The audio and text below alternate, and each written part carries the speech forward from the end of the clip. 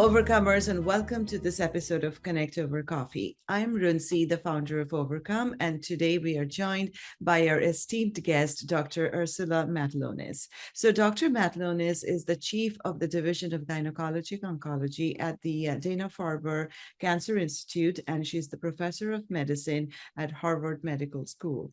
Regarded as a top giant in this space, Dr. Matulonis is also our esteemed advisory board member. So we have a lot to chat with Dr. Matulonis today about recurrence in ovarian cancer and all the latest and the greatest advances happening in this space. So grab your favorite coffee. I have mine, as I always say, and let's connect over coffee with Dr. There we go, with Dr.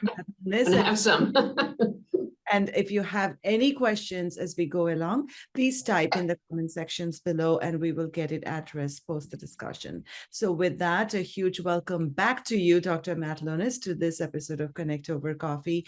Always an immense honor to have you with us. You're so kind. It's always a pleasure to be here, and thank you for all you do and overcoming. And it's just it's a great Overcome is such a great organization. So thank you so much. Thank you. I have like 1,000 questions for you, so but we'll start with the basics. We are talking about ovarian cancer recurrence today. So can you tell us what percentage of ovarian cancers in general do recur, and is the recurrence rate different for different subtypes of ovarian cancers?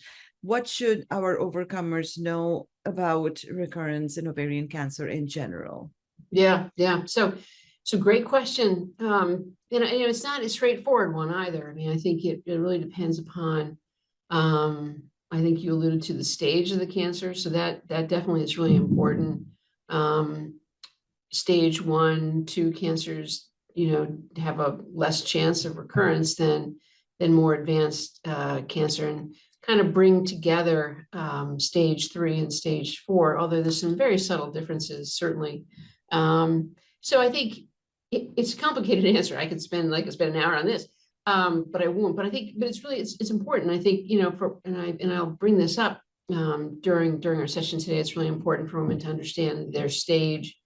If there's anything kind of unusual about the pathology you have questions about, or maybe even your physician is questioning, it's always good to have a second opinion from a pathologist who specializes in GYN oncology. So, if you're being operated on or treated at maybe a smaller community hospital where the pathologist sees everything, and there's just a question, then definitely have a second opinion.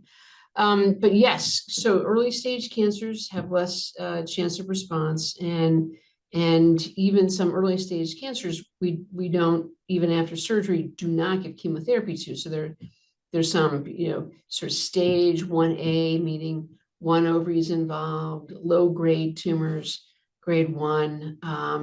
Those individuals maybe do not have to get chemotherapy. We usually don't give them chemotherapy.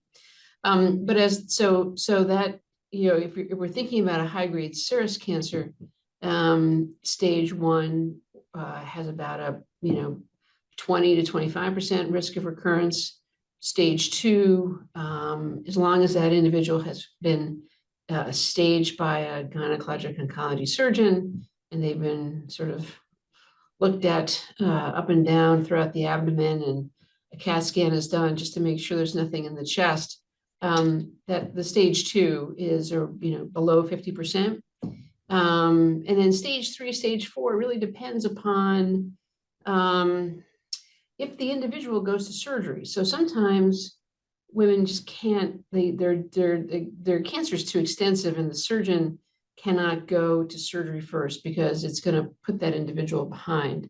Like, they won't get chemotherapy to sort of shrink things down. They go to surgery, but then the cancer continues to grow. So the surgeons are making that decision about neoadjuvant chemotherapy versus upfront surgical cytoreduction or upfront surgical removal of the tissue.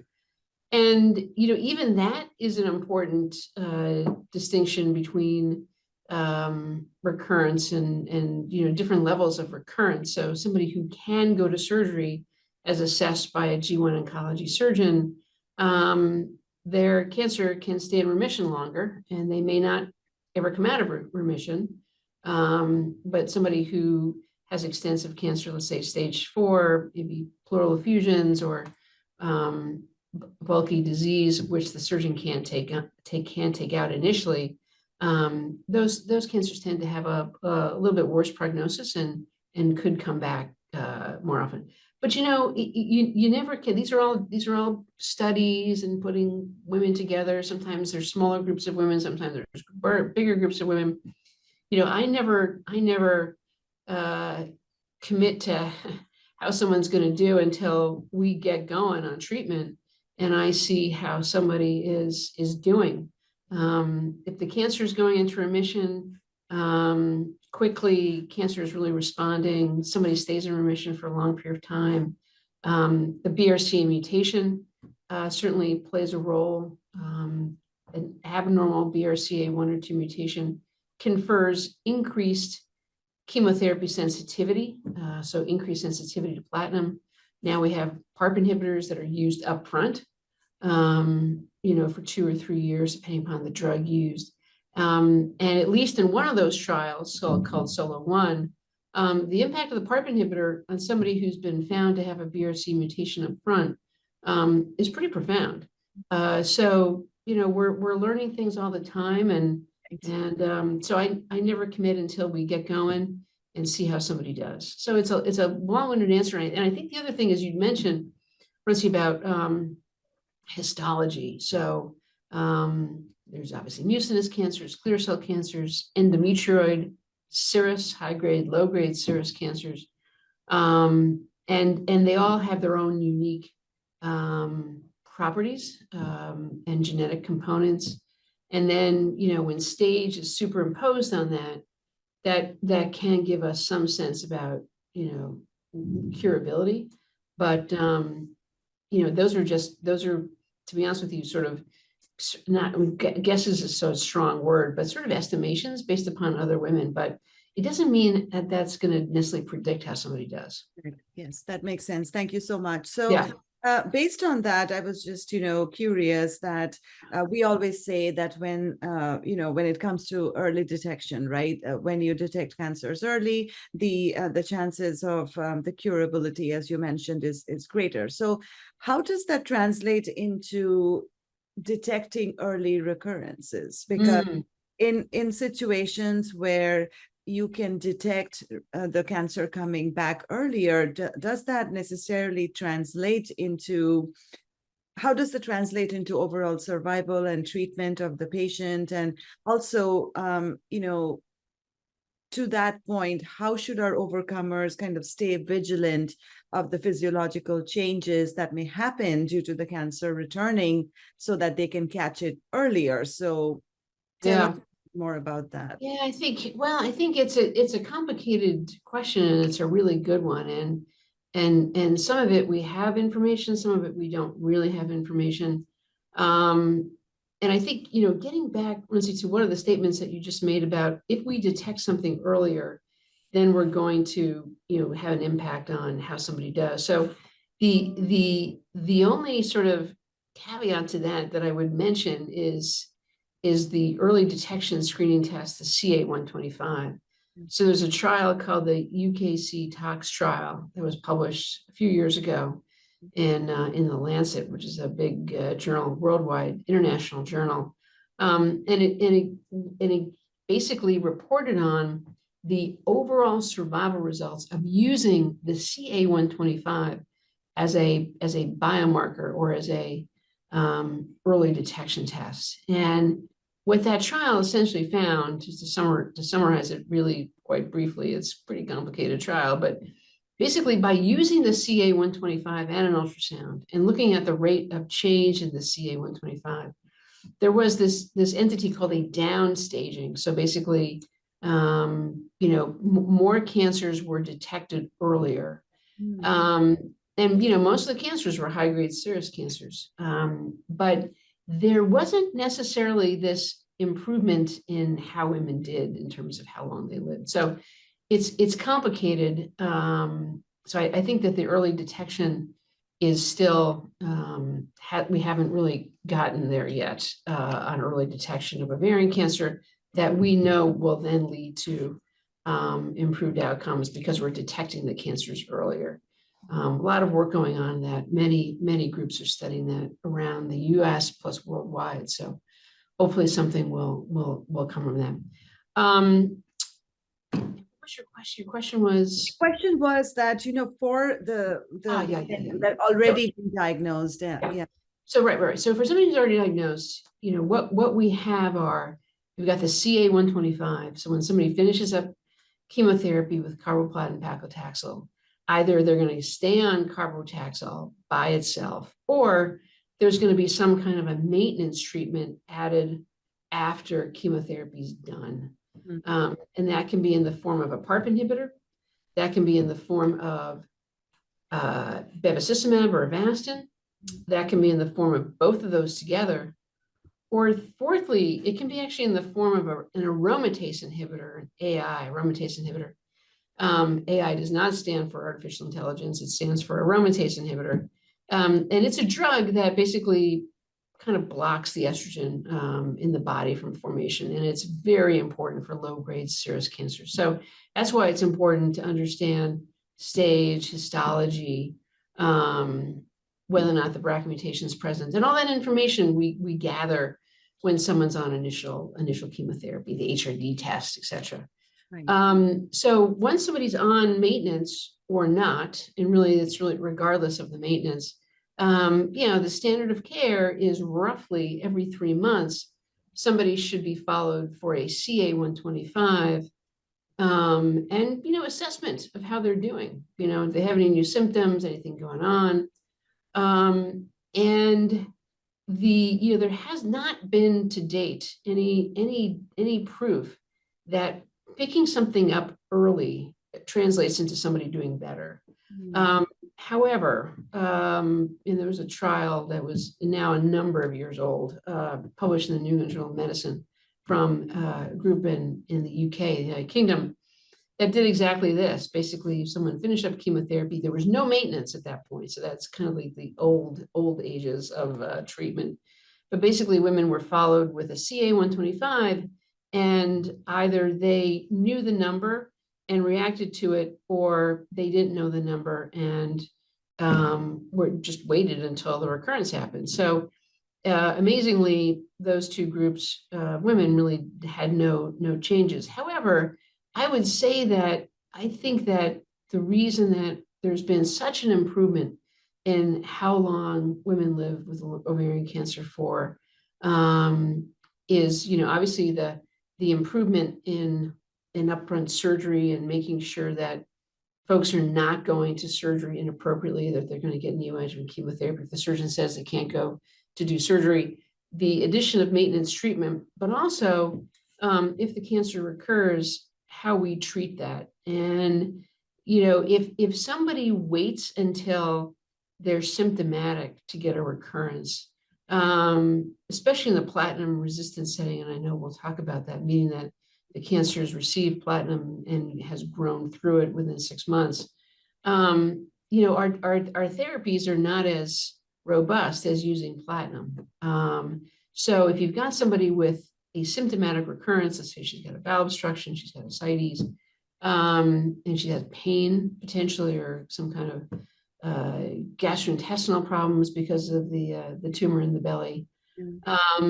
Sometimes it's hard for a single agent non-platinum drug in the platinum resistant setting to kind of take that symptomatic person and make her asymptomatic. So it's better to start with lower levels of cancer that are not symptomatic because they're there, but we see them on scan, but they're not causing any problems. So I don't ignore those at all. I treat them because I know that keeping them in check longer, I think should help that individual. I mean, again, it's always a discussion about risks and benefits and side effects. And so none of these decisions are black and white. I mean, they really should be thought about very individually with the patient and her treating oncologist.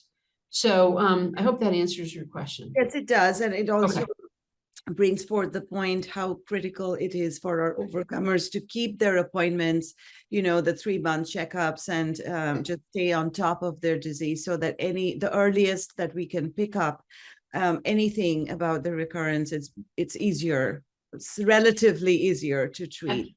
Absolutely. And there's situations where somebody's CA 125 goes up, but CAT scans or PET scans just doesn't pick anything up.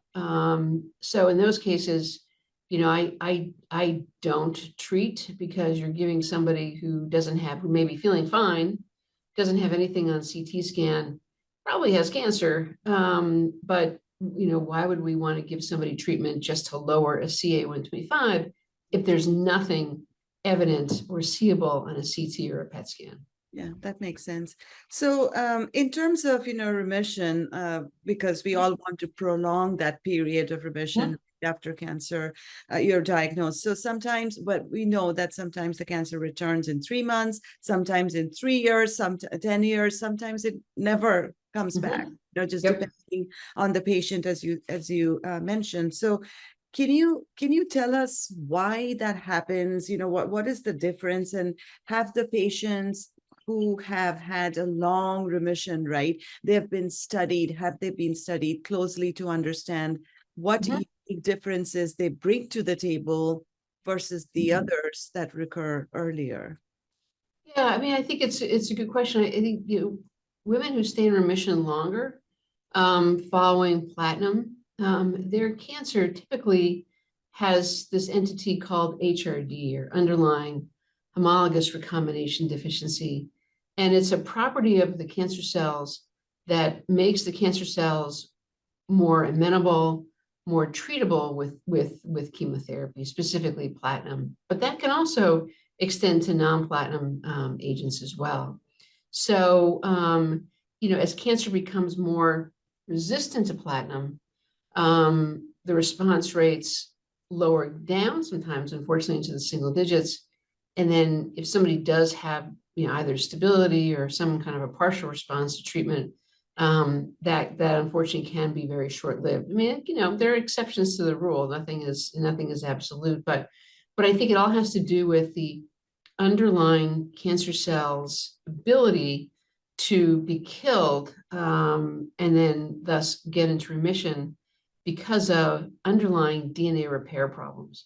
And that, again, leads to this entity called homologous recombination deficiency. So carboplatin works better, PARP inhibitors work better, other drugs like liposomal doxorubicin or Doxil work better, Taxol. I mean, so everything works better because the cancer cell is more susceptible to the effects of chemotherapy.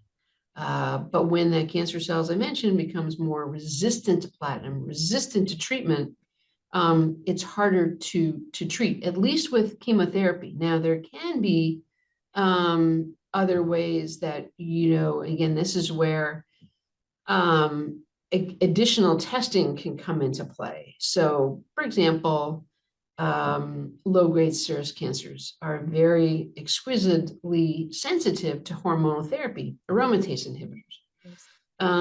Some non-high-grade serous cancers like mucinous tumors, sometimes clear cell cancers, sometimes low-grade endometrioid tumors can have underlying microsatellite instability, so very high levels of tumor mutational burden, making them more susceptible to immunotherapy drugs like checkpoint inhibitors. High-grade serous cancer is not that case. And we find other things by doing sequencing on tests. We'll find, does the cancer have a RAS mutation? Does it have something called cyclin E amplification? So there are things that we'll kind of look for that might help us think outside the box a little bit besides chemotherapy.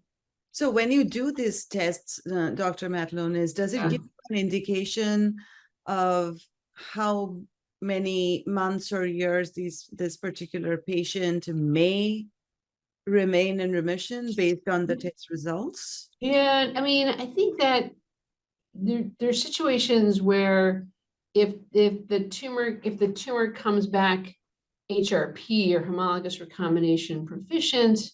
Maybe there's a sluggish response to chemotherapy. Maybe the CA-125 is not dropping as briskly as one would like. At the completion of 6 cycles, there may be, like little bits of cancer that are seen on a CAT scan or a PET scan. I think that individual is certainly more likely to progress. So I think I can get a sense of things, but I don't think anything is 100% absolute. Of course. And Yeah. so is this a test then in terms of your guidance to our overcomers, and not every one of our overcomers are being treated at big centers like Dana-Farber. Sure. Right. So if they're at a community hospital, do you think this is a question they should be asking their providers as to, should I test for my HR, whether I'm HR proficient? Is that a question? I mean, for somebody who's got an advanced high-grade serous ovarian cancer, it is standard of care. I would say it's standard of care to get germline genetic testing. And then I follow after that based upon next generation sequencing. So sequence the tumor, looking specifically for BRCA mutations. If the germline testing is negative, as soon as somebody walks through the door and they've got a diagnosis that maybe might be made through surgery or through a core biopsy, through interventional radiology, as long as that says high-grade serous cancer, I then go ahead and start ordering germline testing, just so that her family will know, is there a BRCA gene or not, or another high-risk gene present. If it's negative, then I'll proceed with sequencing, so next generation sequencing, or NGS. And why am I doing that? Well, I'm looking for a BRCA mutation only in the tumor, not something that is inherited. Because if I find a BRCA mutation in the cancer only, that can be just as sensitive to a drug like a PARP inhibitor than if there's an inherited BRCA mutation. And then HRD is really important around, somebody has advanced high-grade serous ovarian cancer, she goes into remission. And then the HRD testing is really important about trying to figure out, should she go on a PARP inhibitor, yes or no, or can we guide that? If she's on Avastin, she started Avastin with chemotherapy, finishes up 6 cycles of chemotherapy, and the plan is for the Avastin to go on for another approximately year. But the cancer is HRP, not HRD, but homologous recombination proficient, meaning the cancer does not have underlying DNA repair problems. If you add a PARP inhibitor, it's actually, we can do some damage. The outcomes are worse than if we did not add a PARP inhibitor. So there's a lot to be learned from the genetics of the cancer. Thank you. So as we talked about, in certain patients, the recurrence can happen multiple times, right? So not just once. So can you help us understand the options then for our overcomers that they have at each time the cancer is returning, and how do those options evolve with each number of recurrences, and at what juncture are decisions made between continuing treatment and stepping back due to the toxicity that, that in because of multiple treatment lines? Yeah, sure. I mean, I think as long as somebody wants to do treatment, wants to continue treatment, and I think that the treatment is not going to cause harm. I would say, all treatments can cause harm, obviously side effects, but I mean like precipitate someone not doing well, like passing away, something like that, or they're just too sick to get it, then I'll say no. But I mean, if somebody is well, they want to continue on treatment, and we definitely have a lot of options. So those options, if somebody has a platinum sensitive recurrence, meaning that that the cancer grew at least 6 months after platinum, and that growth can be defined as either a change in CA-125 going up, CAT scans done, show some small bits of cancer, or something more significant, like, yeah, I've got pain now, and 8-9 months later, I've got abdominal discomfort, I may have some ascites. So that's platinum sensitive. So, the standard of care is reusing carboplatin. And that can be attached to multiple different medications, going back to paclitaxel, using pegylated liposomal doxorubicin, using gemcitabine. And then all of those three can be used with or without Avastin or bevacizumab. So, these treatment decisions have to be made up front. Is that patient appropriate to receive Avastin? She have well-controlled blood pressure, her kidneys are okay. The other thing I look for is actually cancer around the intestines. So if there's cancer infiltrating into intestines, she may be at higher risk and is at higher risk of a bowel perforation with Avastin. So I might hold Avastin at that time point until we get better control of the cancer. The use of PARP inhibitors has greatly diminished in the recurrent setting through 2022 through a number of different, essentially rescinding of FDA approval, starting with PARP inhibitors as treatment for recurrent BRCA mutated ovarian cancer. And usually that would be defined as heavily pretreated ovarian cancer, meaning at least receipt of 3 or more lines of treatment. And another topic for another day, but a couple of trials over 2022 showed that the women who, and these are randomized trials, either using chemotherapy versus a PARP inhibitor, that in somebody more heavily pretreated, women receiving chemotherapy actually do better than receiving a PARP inhibitor. So that took away all the 3 approvals, both for all 4 rucaparib, olaparib, and niraparib.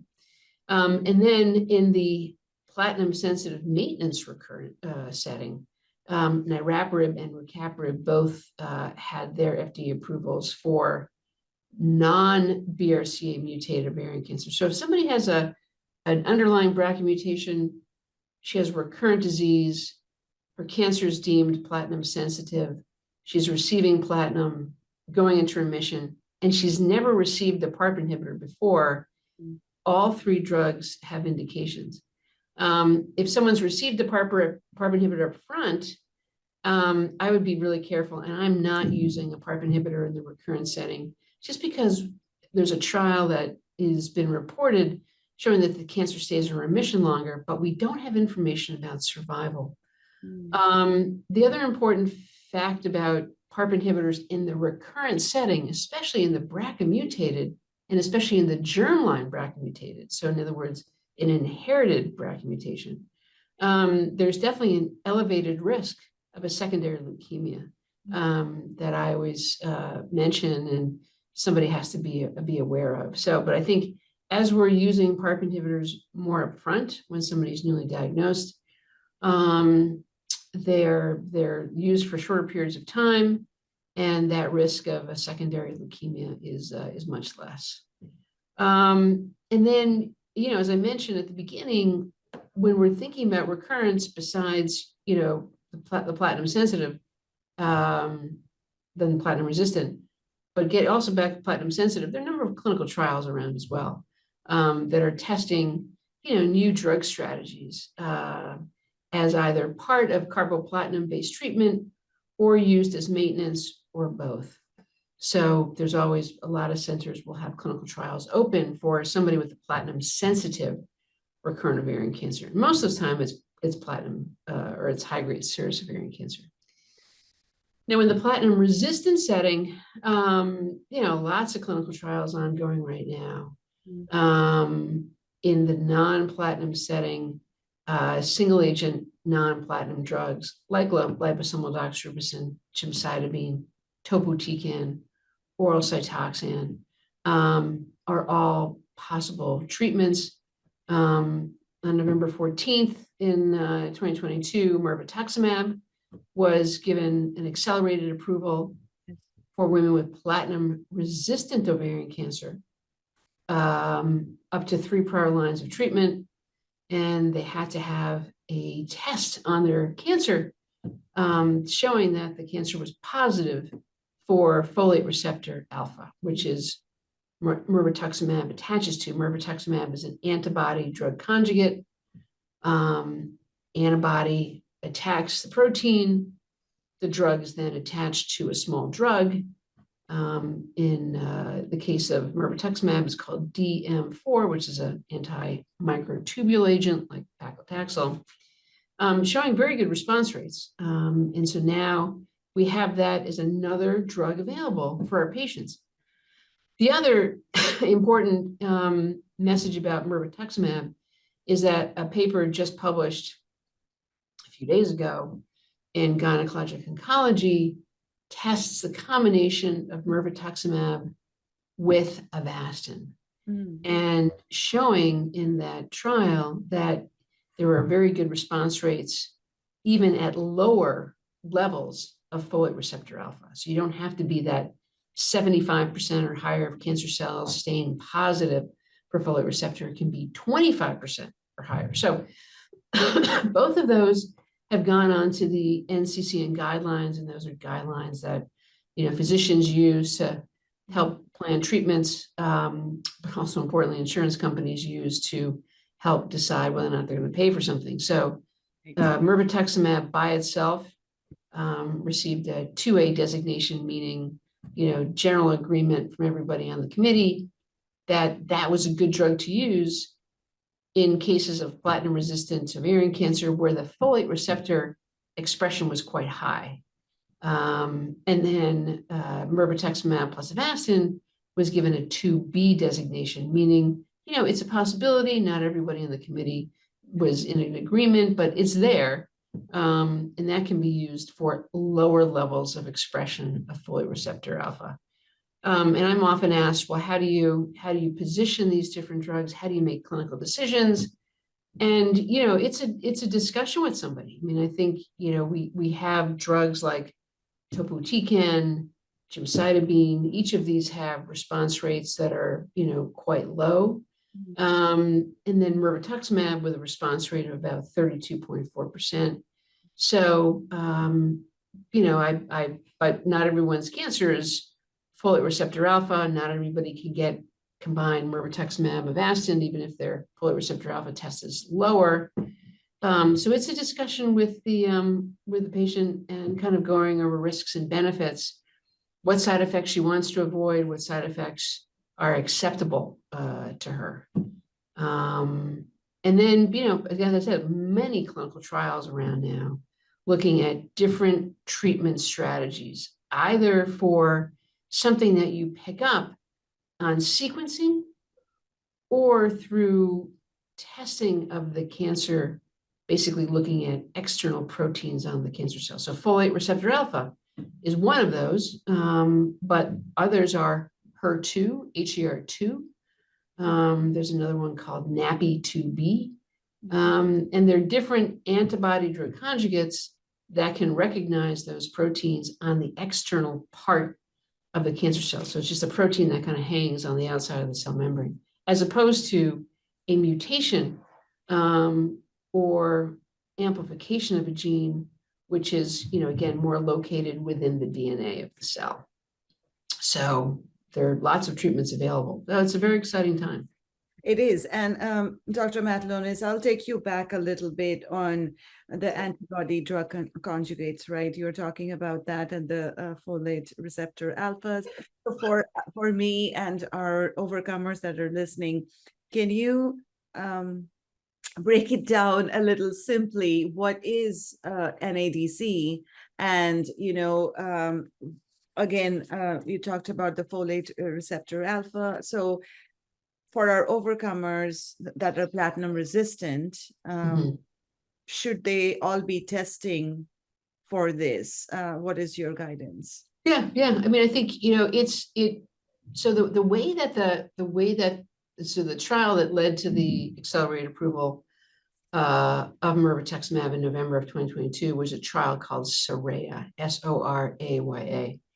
And it involved about 106 women. This is an international trial all over the globe for platinum-resistant high-grade serous ovarian cancer, and those patients had received up to 3 prior lines of treatment. So carboplatin Taxol plus 2 others, and the test, their test, their folate receptor alpha test had to be positive. So an antibody drug conjugate is just as it says, an antibody. So an antibody is like a big Y, like the letter Y. The open part of the Y attaches to an entity, a protein, moiety on the external surface of the cancer cell. So it's like a docking site. So if the antibody is able to recognize that, it attaches to the cancer cell, and then the drug, which is conjugated or attached or linked to the antibody, gets into the cancer cell.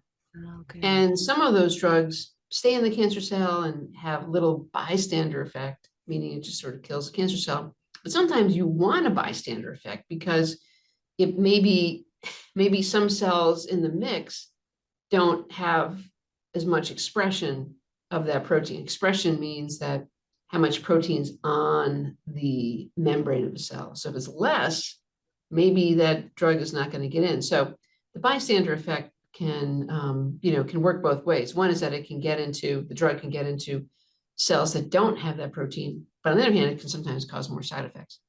So that's what an antibody drug conjugate does. And there are very popular drugs right now in oncology. So there are drugs that are targeting folate receptor alpha, mirvetuximab being the first that's been given an accelerated approval for ovarian cancer.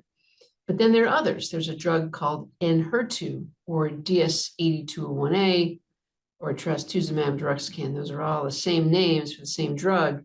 And it's an antibody drug conjugate that attaches to HER2, HER2. And HER2 is important for some GYN cancer. So in ovarian cancer, it tends to be present on very low levels on the cell membrane of the cancer cell. But sometimes, even if there's a little bit, that drug can actually work on ovarian cancer. So there are a number of different trials testing both the drug I just mentioned, plus other antibody drug conjugates against HER2 in ovarian cancer. So if somebody comes to me and the single agent chemotherapy is not doing as good a job as we want to, yeah, I said let's do folate receptor alpha testing, let's do HER2 testing, because the HER2 targeted antibody drug conjugates are on clinical trials right now. I would see a world where all of these proteins are tested up front when somebody's newly diagnosed, because that level of expression or that level of presence of the protein doesn't really change much from the initial diagnosis and if somebody has a recurrence. So instead of having to biopsy somebody, with a little small tissue, removal of tissue, we can use archival tissue, meaning tissue that's sitting in a lab, in the pathology lab, and that somebody just needs to find, take a few slices and then stain the slides for that particular protein that you want to stain for. But if you did it all up front, then you have that information and wouldn't have to be scrambling like we're doing now to try to find the pathology slides. The labs initially doing this test for folate receptor alpha, I think were very overwhelmed because of the number of women needing this drug. So there was a little bit of a lull in the efficiency of getting things done, but now all the labs are back up, and oncologists should be able to access that test pretty straightforwardly. It doesn't come back overnight, but because the pathologists have to find the slides, they have to find the tissue, slice it, send it to the lab, central lab. Once the lab gets it, it's about a 5-day turnaround time. So it definitely happens, but you have to sort of think ahead and plan ahead.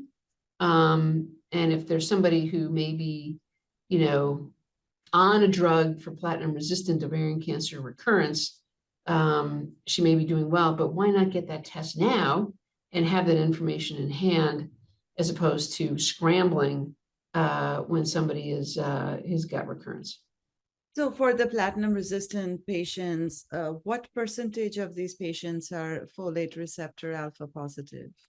So pretty high numbers, 90% or higher, but high levels of expression are about 36%. Okay. So that's why the trial with Avastin is so important, because you can add Avastin to mirvetuximab even at low levels of expression. But if you're going to use mirvetuximab by itself, and you don't want to add in the side effects of Avastin, that level of expression or presence of folate receptor alpha has to be high.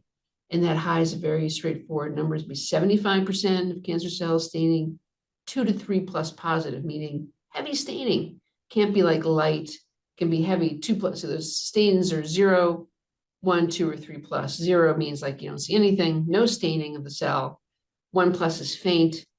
2 and 3 plus or more staining. So it has to be 75% of cancer cells stained 2 to 3 plus positivity. And that's about 36% of all women with high-grade serous ovarian cancer will have that.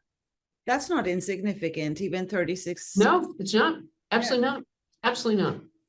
That's amazing. So you talked about the MARV being on the accelerated FDA approval, right? So what would it take? Just a brief answer on your end would be great. So we understand the difference between the accelerated versus the full approval, right? Mm-hmm. What is the timeline for that, and what should our overcomers ask about the full Sure. Yeah. So the accelerated approval, you can gain access to the drug now. So I've been writing for mirvetuximab in the appropriate situation. So the accelerated approval means that patients and physicians can gain access to the drug, and that the FDA wants to see a phase 3 study. I mentioned that SORAYA study was single agent, 106 patients on the trial worldwide. The Mirasol trial, MIRASOL study, was a randomized trial of either chemotherapy versus mirvetuximab in women with platinum-resistant high-grade serous ovarian cancer who have high levels of expression of folate receptor alpha. And that study has completed accrual.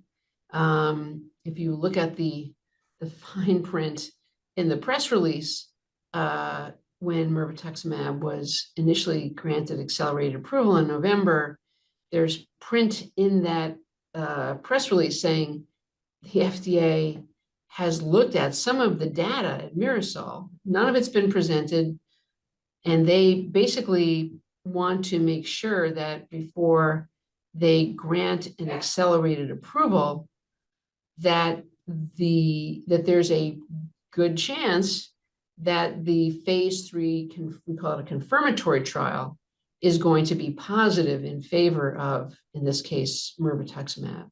So they've already looked at some of the data. None of it's been publicly disclosed.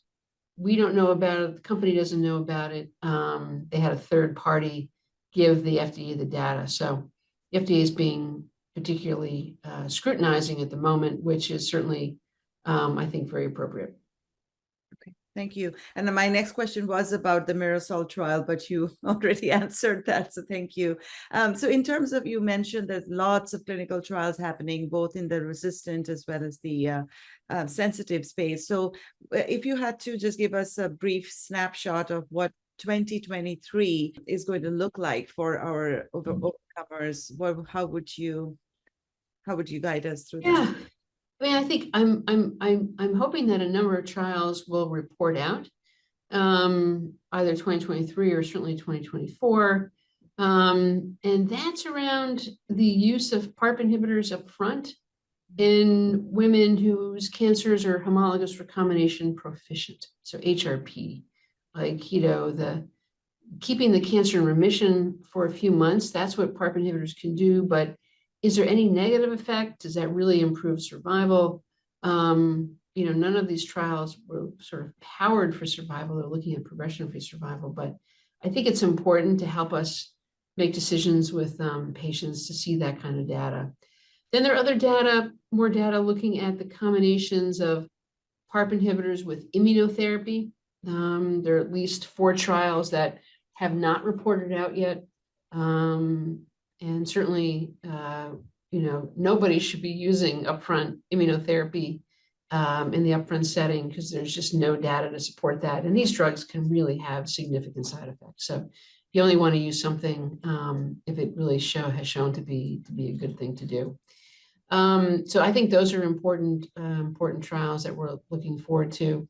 And then, different agents being tested in different subtypes of ovarian cancer. So, there are different strategies that are being looked at for low-grade serous ovarian cancers beyond an aromatase inhibitor in the recurrent setting. I should also add that in the upfront setting, there's a trial ongoing. It's not going to be reported in 2023, but that's basically testing upfront use of an aromatase inhibitor, specifically a drug called letrozole, versus chemotherapy. So not even using chemotherapy in somebody who's diagnosed with a low-grade serous cancer. So that's an interesting trial and could potentially change the standard of care of how we treat low-grade serous cancers who are newly diagnosed. But there are a number of different agents, combinations of agents based upon the sequencing of the cancer. And so lots going on there. Clear cell cancer, does immunotherapy work better here or not? Yeah, I think the answer is we don't know. One of my colleagues has a combination of pembrolizumab plus lenvatinib. Lenvatinib is an oral tyrosine kinase inhibitor drug. That combination has been given full FDA approval for recurrent uterine cancer. So we're testing it in clear cell ovarian cancer. Mucinous cancers, again, they're not necessarily trials that are specific for mucinous cancers, but they're trials that are specific based upon the sequencing and what genetic abnormalities we unearth. And then, there's a lot going on around novel immunotherapy concepts for recurrent, mostly high-grade serous ovarian cancer. So these things called bispecific antibodies. So this is another antibody, but instead of the antibody recognizing just one entity, the bispecific recognizes two things. So it recognizes one protein and a second protein, and it brings these cells together. And, I think they're interesting. You can think about different combinations of which two entities are being targeted, and then combining it with other drugs. But these drugs have side effects for sure, and they go beyond the usual checkpoint inhibitor side effects, like liver damage. Again, these are all pretty rare, but someone when signing on to a trial like this, you've got to read the consent form very carefully. CAR Ts, natural killer cell products, macrophages. So really looking at the different components of the immune system and trying to target different components. So there's a lot going on. I think progress is definitely, it doesn't happen overnight because these trials are complicated. They take a lot of regulatory oversight to run them. There's manufacturing issues with the products. But I think there's a lot. The bottom line is there's a lot going on, which is very exciting. I mean, there are ways of targeting things like cyclin E amplification through CDK2 inhibitors. So there's a lot going on. I think we just have to think about everyone's cancers in a very unique way and get as much genetic information as we can, as much information about what molecules are on the cell surface to try to plan beyond, what we have already in terms of chemotherapy, mirvetuximab, drugs like PARP inhibitors, and drugs like bevacizumab. And this is where I feel the role of AI, as you said, artificial intelligence in this case, will probably shape the management of, not just the early detection, but also the recurrence of ovarian cancer. I think you're absolutely correct. I mean, I think artificial intelligence is, there's been a big push using AI, and this is not aromatase inhibitor, this is artificial intelligence, looking at biomarkers for early detection. So there's a lot looking at that. Again, none of it quite mainstream yet, but we have a trial ongoing here at Dana-Farber I just got like a message the other day where a patient of mine's scan had changed, and basically the artificial intelligence sent me an email saying, we think that this patient could have progression of her cancer. Well, I knew that already. But those sort of machine learning techniques are already being implemented into care, but not in a, oh my gosh, the machine is telling me what to do, but maybe in different ways. We're far from AI telling us what to do. Yeah, and absolutely. But I just think that as an aid to the doctors, Yeah, right? that's right. Can, That's right. it can certainly help in its own ways to personal Absolutely. medicine as we go along. So I agree. And I think also in terms of, diagnostic, so from the pathology standpoint, taking sequencing information, looking at images, because there's some histologies of ovarian cancer that are not always correctly called, like mucinous tumors, clear cell cancers. So I mean, I think in those situations, AI might prove very helpful. yeah. And so just reversing roles a little bit. So if you were an overcomer for a day, what tell us what questions you would ask of your healthcare team if your cancer recurred, and knowing what you know, how would you best prepare for a possible recurrence? Yeah, no, I think I would do exactly what I mentioned before, and that's gaining as much information about the cancer as possible. And that is through, understanding the histology of it, certain markers, HER2, folate receptor alpha, the estrogen receptor positivity or lack of that. Anything that we can use to target different medications to it. And then importantly, doing sequencing. And that's just simple next generation sequencing. It's looking at a large panel of genes, and then not only looking at genetic mutations, but looking at something called tumor mutational burden to determine whether or not that individual could potentially receive immunotherapy, or she might be at higher chance of responding to an immunotherapy. And then thirdly, copy number variations, or CNV, copy number variations. So basically looking at how many genes are present that are abnormal. There may not be mutated, but there are just a lot of copies of it. So that would fall into cyclin E amplification. If there's 6 copies or more, that usually means that's amplified. And that really opens up a number of different potential clinical trials for somebody. Wonderful. Thank you so much, Dr. Matulonis. So I have asked you a lot of questions, about 5,000 by now, but in general, what do you think I have missed that you may want to share with our overcomers? Yeah, I think, Ursula, you did a fantastic job covering everything that's really important in the field right now. And I would just, continue to advocate for scientific research, novel clinical trials, companies looking into novel ways of treating ovarian cancer, labs, scientific labs focusing on ovarian cancer. So really making sure that funding is going to ovarian cancer, because that's how we're going to make that next breakthrough, is through basic science research, understanding something better, and then translating that into rational clinical trials that hopefully are going to benefit our patients. Wonderful. And in closing, Dr. Matulonis, what message of hope and overcoming would you like to share with our overcomers that are listening? Yeah, I think I've shared a number of different messages of hope already around, the improvement of how long women live for with this cancer, the improved genetic understandings of ovarian cancer, really a breakthrough with mirvetuximab being accelerated approval in November of 2022. The first antibody drug conjugate approved, but also the first new drug approved since 2014. So that to me, I think is a very important next step.